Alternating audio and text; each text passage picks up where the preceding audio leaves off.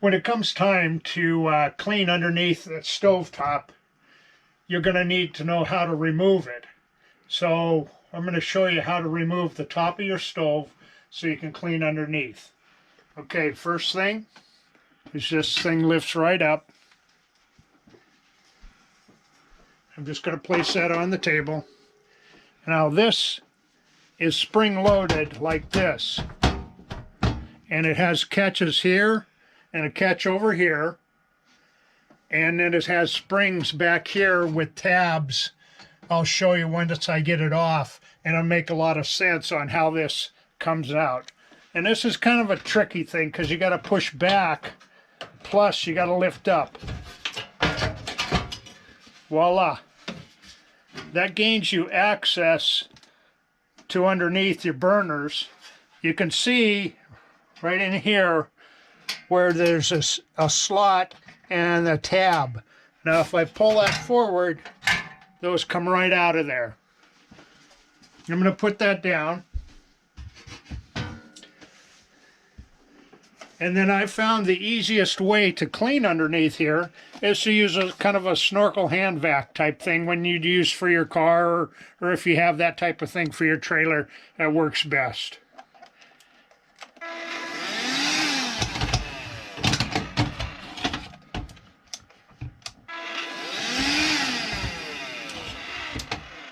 Okay. After I've vacuumed, then I'll go back with a kind of a brush. This is a dish cleaning brush, but I'll get down in the little parts and scrub them up as best I can. That'll loosen some more of that baked on stuff so you can finish vacuuming. And you do have to be a little bit ginger about being in here. You won't get electrocuted, and then nothing will start up and catch on fire as long as you got your these things shut off. And these are just igniters. And they only work when you use your little generator here to start the igniter. So it's pretty safe to get in here and clean gingerly. As you can see, I am. See all of the crud coming up from underneath the propane tubes. That'll just, you know, you can't get this thing super clean because it's stained and things are cooked on. But you can get the bulk of it out of there. Make it look a lot better, be safer, not so apt to have some of this debris catch fire at a later time. Just good sound maintenance. Okay.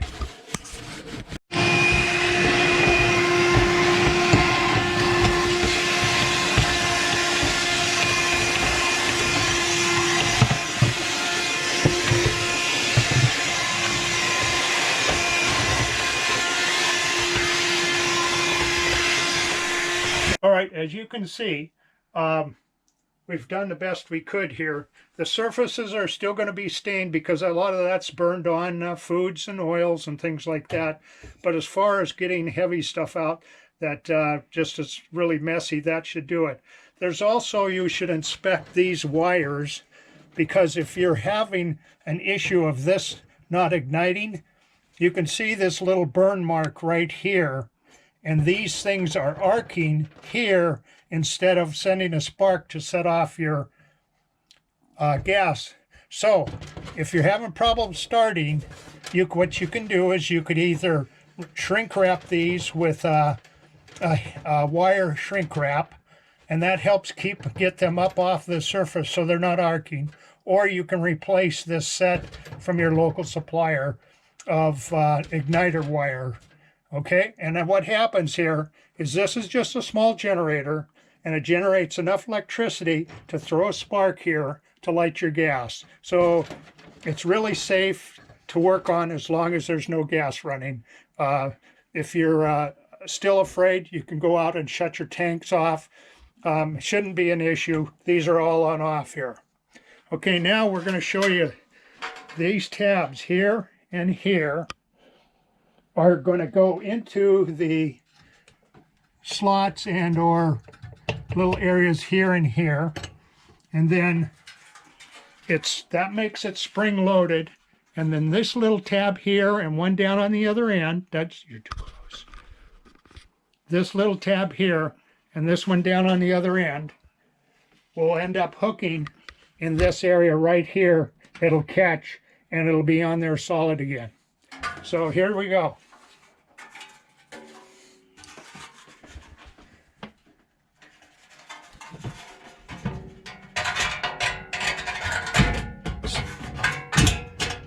See those tabs? They've gone through the hole, the oval shaped hole in the housing. And then we're going to drop this down.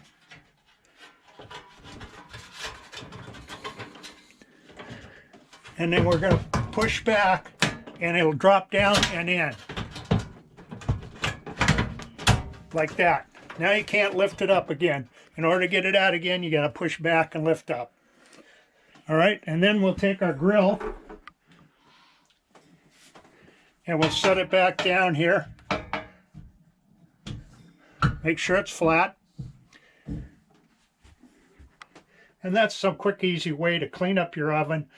Sherry and I have full timing. We're starting our 4th year, so we give it a lot more use than most. We don't go out to eat a lot. We are vegetarians and we cook at home basically all the time, so this gets a lot of use. And we're real happy with keeping our maintenance up, and we have had very few problems with RVing because of this. Thank you for watching. Don't forget RovingFox, ROVING, capital FOX, no space, on YouTube and on Facebook. And we'd love for you to subscribe, because it would be great to see our subscribers list go up. And give us some opinions, your opinions in the comment area. And if you like it, just hit that little thumbs up, or if not, hit the thumbs down. Thank you for watching, and we'll see you again with other tips.